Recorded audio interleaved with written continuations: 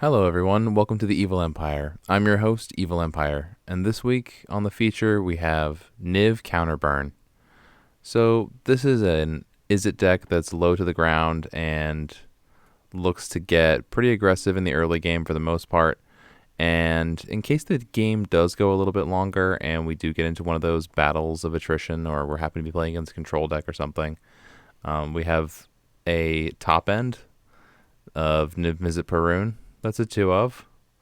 And we also have a few Stormwing entity to help us like shut the door and can get us a little bit of value when it comes in. Scry a couple.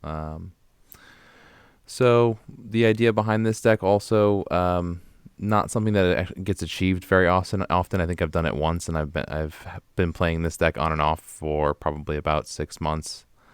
The Curiosity combo with Niv-Mizzet. This was something that I wanted to do when Jumpstart came out back in, I guess that was July now.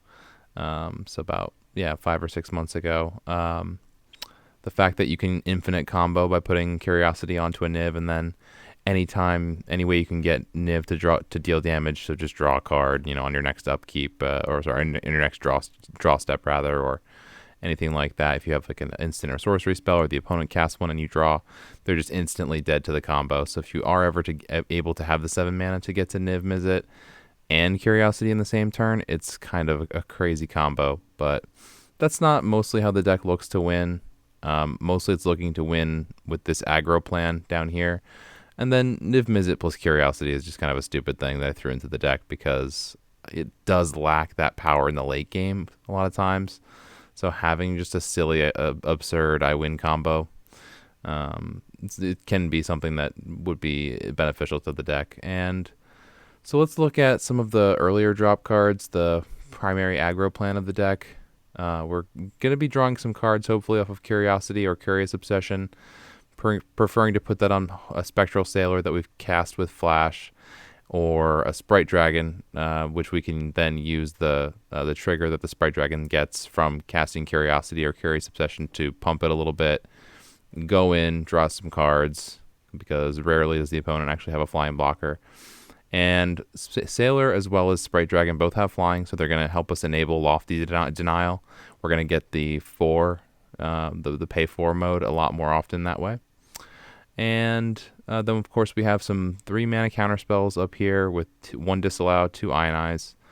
And we have a tiny bit of interaction here with Brazen Borrower, a way for us to bounce some kind of enchantment that our opponent might have, like bounce a big creature that will set them back tempo-wise. And then it also comes with a 3/1 body, helping us to finish the game strong. So in our mana base, we have 2 Shatterskull Smashing, 2 Riverguide Pathway, and a 4 of Fabled Passage, going with 7 basics, 1 Castle Vantress, 2 Spire Bluff Canal, 4 Steam Vents, and 2 Sulphur Falls, rounding it all out. You really would hate to miss a land drop in this deck, especially when you're trying to get to Niv-Mizzet. So that's another kind of a bit of a tension with the aggro plan of the deck, is that we are running a fair amount of lands. In fact, running 22 lands in our aggro deck is a little bit on the higher side for an Izzet aggro build, but given that we're trying to get to this bigger end game, it's something that kind of makes sense, even though we can usually cast Stormwing Entity pretty reliably for the 2 mana cost, get the reduction pretty easily here. We do eventually want to get to Niv-Mizzet, so drawing cards, hitting our lands every so often should get us there, by turn 6 or 7 or 8, somewhere in there. Although, given that 22 lands plus 2 Shatterskull Smashings, it's not quite going to happen on turn 6 every time. So that is Niv-Mizzet Counterburn, and so let's take it into the ranked queue, see how we do this time around. Yeah, I mean, we needed land for it to be an okay keep. We'll see. We shall see. Alright, opponent mulligans. Mulligans to 5. So probably Neostorm. If they're going to mull to 5 like that, but pretty that easily. That's the one deck in the format that mulls to 5 for pretty much no reason. Just to go ahead and do that. Looking for the combo. Yeah, is it colors? Yeah, looks to be. Now they're gonna go 2-drop. And we're not gonna have counter because the Fable Passage comes in tapped. So what if we Sprite Dragon instead?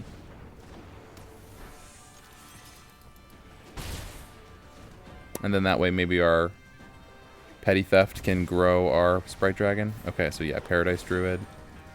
We really want... Oh, good. Okay, Untapped Land is great here. Now we can keep up Counterspell for their Neoform. And just pray that they don't have Pact of Negation. You know? Alright, let's see what they throw down next. Shimmer. Yeah, we let that resolve. We're going to stick to our plan here. Just counter the thing that actually matters, the Neoform.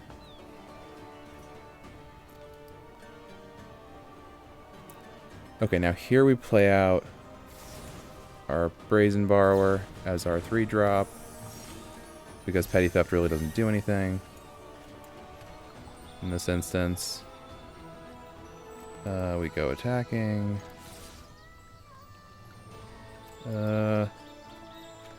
Yeah, this feels right. Just get the Sprite Dragon hitting a little bit harder this turn.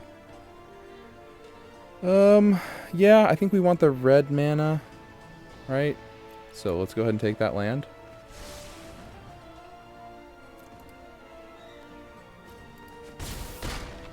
Okay, so now we leave Fabled Passage uncracked, and we crack it in response to their Neoform. Yeah, okay, here goes. Now we just pray that they don't have the Pact of Negation.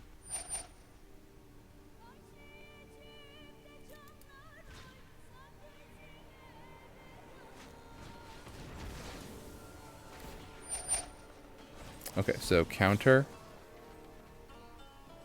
Doesn't really matter what we counter here, but we'll counter the original Neoform. Oh, wait, cancel. I tried to be all slick and just ended up being kind of lame.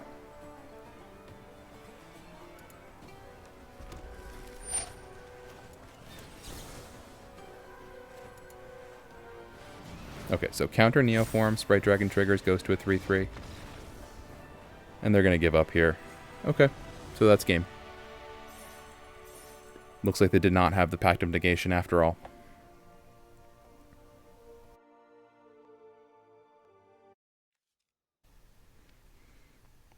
Yeah, I think this hand is also a keep. Looks pretty solid, actually. Missing maybe some Curiosity. We would love to have a Curiosity here. But otherwise looks really good, so we're just going to run with it. I think we actually play the Steam Vents tapped here, because we don't really care if they have Llanowar Elves. And then Spire Bluff Canal untapped.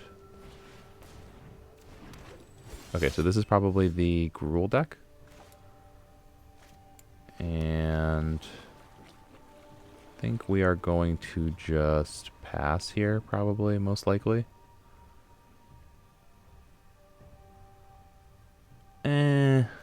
They can get down there. They're 2-drop.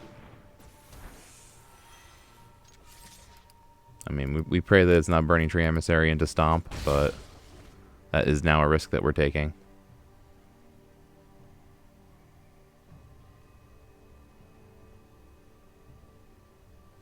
It's just so good for us if we don't... If we resolve this Buried Dragon there. Okay, no, it's just Stomp only. Okay. Well, at least it wasn't Burning Tree into Stomp. It's better than it could have been. So we will want the Lofty Denial for the Giant. Let's play this on blue because we can grab red with Fable Passage if we really need to. And let's leave it there. See what they do. I'm guessing they're going to go attack with Pelt Collector as a 2/2 by playing the other half of the Stomp. So yeah, we'll Force Spike this.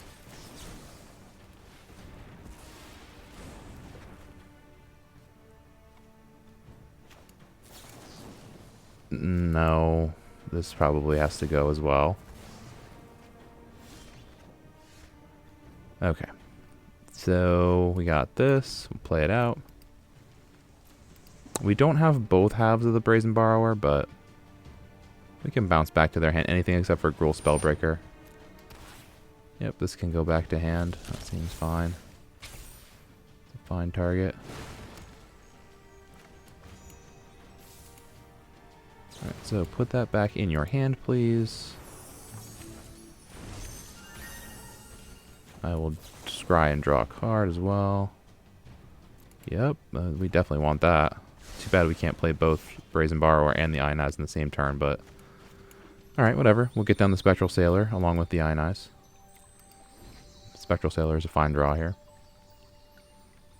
I don't know if we counter the Zerta. I don't think we do.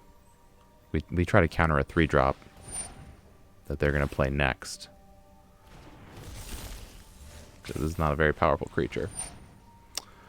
That is a much more powerful creature. So, glad that we waited on that one. And we'll play this out. And we'll crack this now. Why not? Just take all of our turn actions here. Because we know they're tapped out of mana at this point, and they're not going to attack.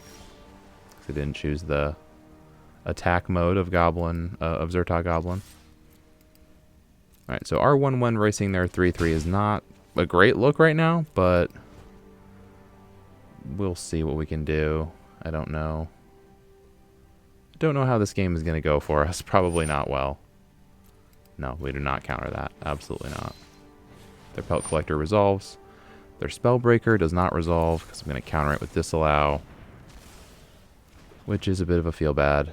3-mana counters are so mopey. Just so mopey. Okay. That's really good.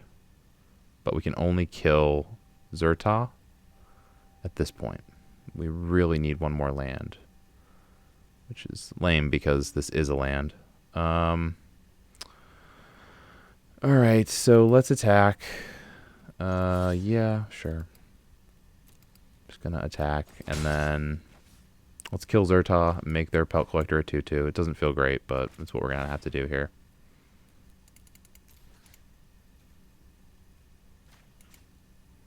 Really wish we had hit one more land drop. The things we could do with one more mana, right? Okay, so instead of getting punched for 4, we get punched for 2. Maybe 3. Oh, Christ. Okay, so punched for 3. Oh, at least they only hit one creature. That's kind of a blessing in disguise there. What are we going to do? We're probably just going to lose, right? I mean, that seems like what we're going to do. I don't know. Do we attack even? I guess so. Yeah, and then just play out Entity. Feeling really sad that we have to play it this way, but at least we get a couple of scries out of it. I mean, these would have been useful earlier. Where were you two earlier? Huh? Yeah, we're definitely going to lose now. Just going to lose to Embercleave here.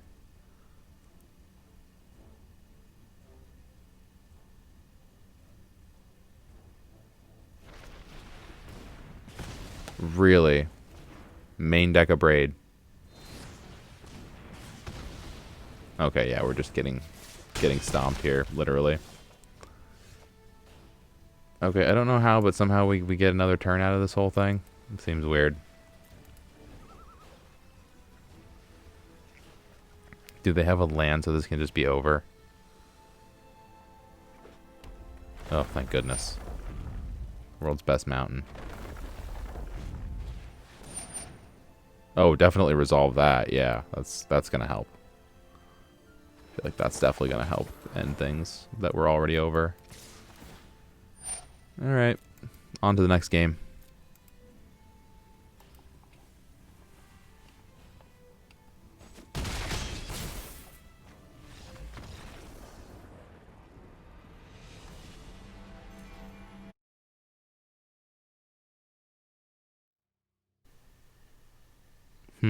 No creatures, but at least it has a lightning strike. A little bit of interaction can go a long way.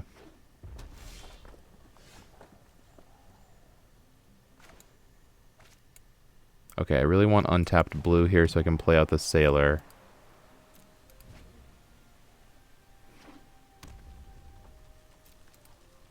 Alright, this is going to be a dead sailor here. Huh. Or not. Kind of weird. Yeah, let's do this so we can at least use some mana this turn. Why are they not playing anything? Is this some kind of different sort of red deck? Maybe the goblins deck? I don't know.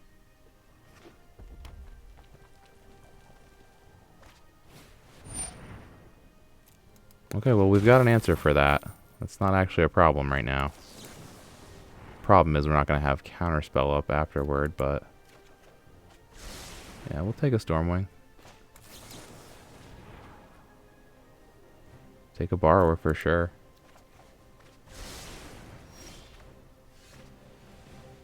Okay, so falls. Strike.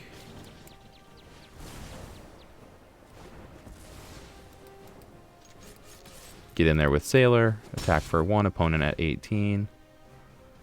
And they're going to be on 4 mana here.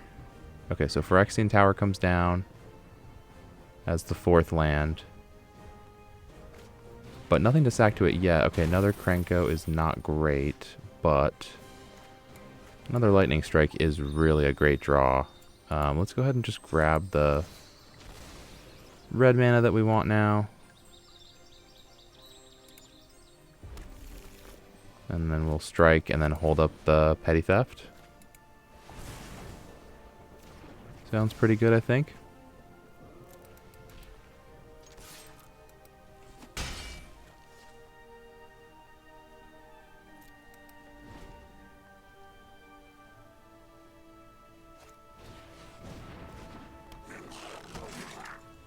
Alright, so before we get to the combat step, we want to make sure we bounce that back to hand. So there goes War Boss back to hand, and then we'll just hold up counter for it. Oh, or we could, yeah. Guess we could do that too. Just hold up the shock for it. And then have Ionize even if they have another play after that. Yeah, that's probably the play, right?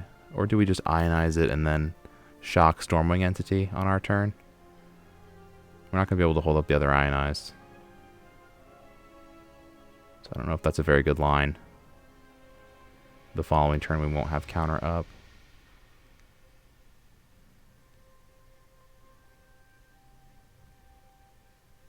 Well, they're just going to have to play it into the open mana. I mean, it doesn't feel good, but... yeah, I think we're just going to take the path of shocking it before it becomes an issue.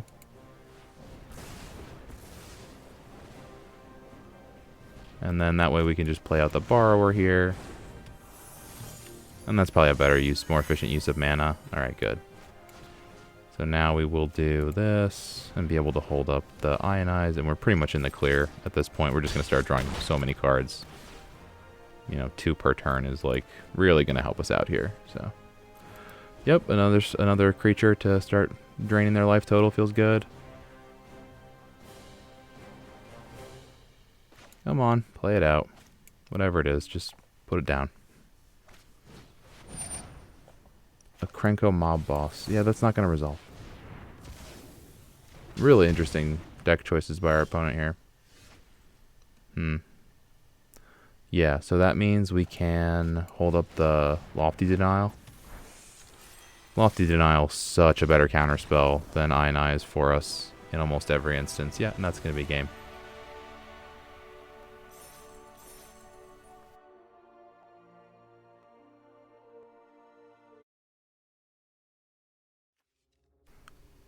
Yeah, I think I'm going to keep this, although I might live to regret it. Greedy keep. So stick around. This is going to be the last game, but stick around for the Cool Kids Club. And I have a special announcement to make. At the beginning of the Cool Kids Club, I'll tell you a little bit about what some of the plans for the channel are. And how the Evil Empire is going to roll into 2021 in style. So a little plug for the outro. If you made it this far, stick around a little bit longer.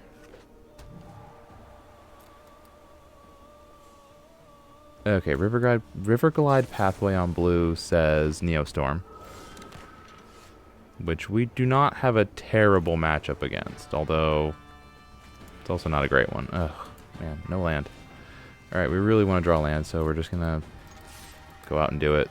We can't get comboed until turn 4, realistically, unless they accelerate next turn. And we should at least be able to... Yeah, we will certainly have up the necessary land at that point.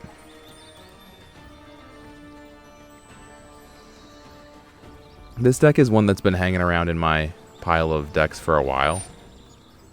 Oh, it's, what do you call it? Okay, yeah. It's the Marvel deck from 2 weeks ago. We gotta get red because we don't have any red. So Crack Passage for red. Harness Lightning takes out Spectral Sailor. They net 2 mana, or 2 energy rather, off of it. That was one of the big complaints about energy, by the way, when it first came out, was that it was too similar to mana. And it was just this extra resource that if your opponent didn't have any, they were at a huge disadvantage. That was the way it was in Standard. I don't really feel like the deck is that powerful in Historic. Whirler Virtuoso. I'm not going to counter this, but I am going to kill it before they can make a Thopter. Whirler Virtuoso I don't think really belongs in the deck. Alright, so if they play Marvel, we have the counter. But they also don't have the mana to activate Marvel, so... No Marvel. Okay.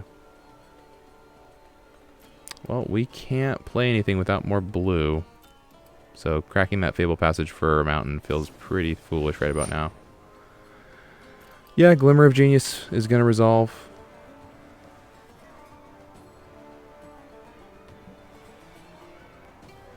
So they now have enough for being able to pay for the Lofty Denial as well as the energy needed to activate Marvel. Well, assuming they can play a land here, which of course they can, right? Oh, they can't. They have to go play this Attune with Ether to get a land. Well, then I might be able to get them. If they do have Marvel in hand, I might be able to get them here. Okay, they're not going to play it. Either they're not going to play it or they don't have it, right? So the options here. I don't need another one of these. I just need some blue land, please. Oh no, the Scry Bug is back. No. Oh, good, okay. Okay, yeah, there we go. We're going to shock this in for sure. Alright, so shock this. Pass turn. And if they choose to do nothing, we are going to flash in Brazen Bar EOT. Pray that it doesn't die to another Harness Lightning, but it probably will. Okay, so opponent is holding up on my combat. Not sure why. Being a little inattentive here. Okay, yeah, there we go. Just doing something else, probably. That's how it usually is, right? Cycle a Ketria Triumph, you got it. Not much I can do about it anyway, obviously. I mean, like, using a Disallow on that would be, like, one of the more foolish uses of Disallow you could have. Alright, so they're just going to attune with Ether and try to go up to a big mana play, I guess. They want to get to, like, something good. Yeah, this is fine. Just go ahead and do this, yeah.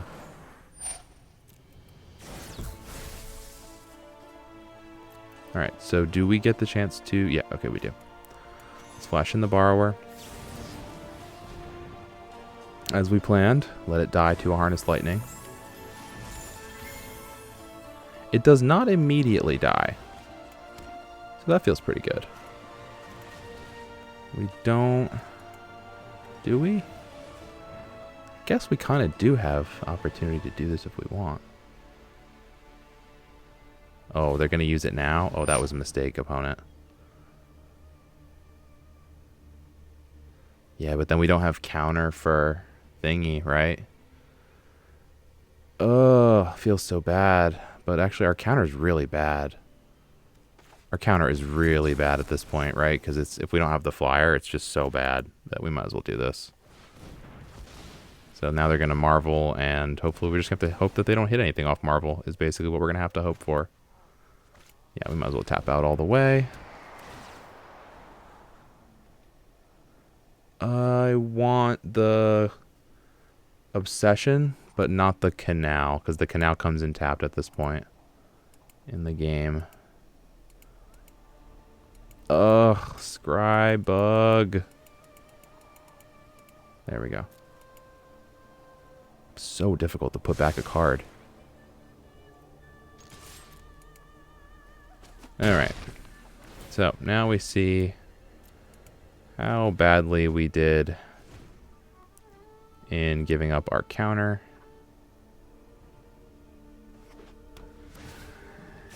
Oh boy, 14 energy is a lot. Oh, there's Neitherworth Marvel. Okay. Well, we're done now. We can't win.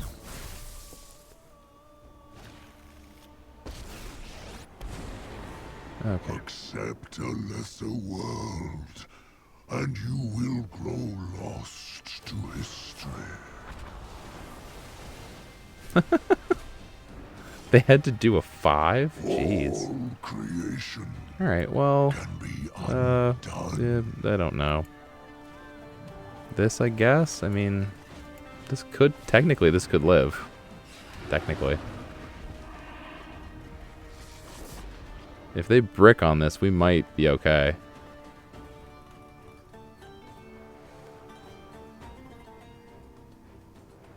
They're not thinking about Harness Lightning it, are they? There's no way. We're pretty done here.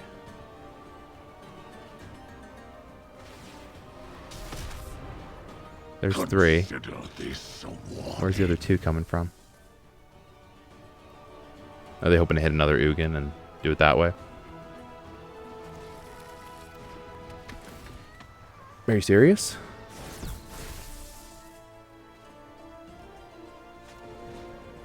Oh, they had the Harness Lightning. That's how they were going to do the rest of it. Okay. Well, that's super lame.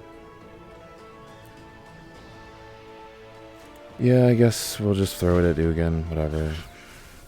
Man, we were one curiosity attack away from it.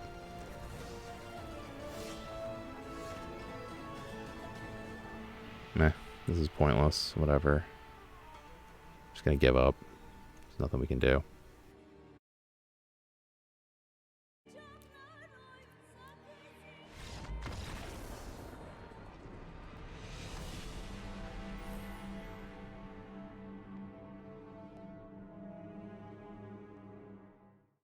And we're back with Niv Counterburn. So, I'm not sure I would recommend playing this deck in the current meta. I don't think it has enough power. This is something that I developed, last summer around the time that Jumpstart came out when I was really excited about the Curiosity Niv-Mizzet combo. And like I said, we got really close to pulling it off in that last game, but just kind of fell short. And I feel like that's kind of how this deck is really played out. It's just the plan of Niv-Mizzet Perun plus Curiosity is really in conflict with the whole aggro aspect of the rest of the deck. We're trying to burn our opponent out, trying to get him with Sprite Dragon. Those are really the best games that I have with this deck is when I take someone down with the Sprite Dragon. But, yeah, I feel like there's just too much conflict in those plans, and it's not something that you really want to pick up yourself. I would not recommend it. But it's a fun experiment for me, and I always like messing around with silly stuff like in the Izzet colors especially. It's a fun pair of colors for spell slinging. But overall, not something that I was very impressed with. So use this information for whatever it is that you can use it for. If this is the type of deck that you love, then a couple of recommendations I would make would be you would probably want to cut the Niv-Mizzet Perun Curiosity plan and just go with a full-on Izzet aggro deck. Maybe throw a couple extra counter spells in there, like Mystical Dispute or Negate, and just maybe a few extra burn spells. I would also recommend going to the full 4 Shatter Skull Smashing. This deck is really hungry for removal, and so anything you can get to get a little bit more removal, although it's very expensive and kind of overpriced removal. So those would be the kind of the changes that I would recommend, is just, cutting 6 slots between Curiosity, Curious Obsession, or 7 slots, I guess, between Curiosity, Curious Obsession, and Niv-Mizzet Perun, and just going with a full-on Is It Aggro plan. Probably seems like the more approachable way to do this deck. Now, as for the big announcement for the channel's upcoming improvements in 2021, I'm in the process of building a PC, something that's going to be a lot more powerful than my current setup, which is a Mac Mini that's running Windows on Boot Camp, because Windows is the only stable way to play this game. You can't really play it on Mac, although they say that you can play it on Mac. It's very, very unreliable and much worse to play on Mac. So the setup being upgraded, that's probably going to happen sometime in the new year. I'm guessing in January 2021 is when we're going to be able to start recording with the new PC. But just to give you some details, it's going to be way overpowered for Arena. And so hopefully the quality of the videos will improve here in the next month or two, and we'll get something a little more watchable in terms of your experience as the viewer. So I'm excited to upgrade equipment, and I don't want to get into any of the specifics of the system that I'm building yet, but basically it's just going to be a huge upgrade in power and processing speed, graphics card, etc. Right now I'm running this game on an integrated graphics card, which is the absolute lowest possible amount of graphics power you can have to run this program. And as you can see, I drop a lot of frames during gameplay and so forth. So I'm looking forward to that upgrade. I'm in the process of building it with my friend Greg Mullen, and big shout out to Greg Mullen for helping me acquire some of the more difficult to get parts in the build. And we'll be discussing the PC build on my Twitter page. So follow my Twitter account if you want to follow the build. I'll be posting the initial pictures once I've got all the parts together. And you can follow my journey of building my first gaming PC at evilempire MTG on Twitter.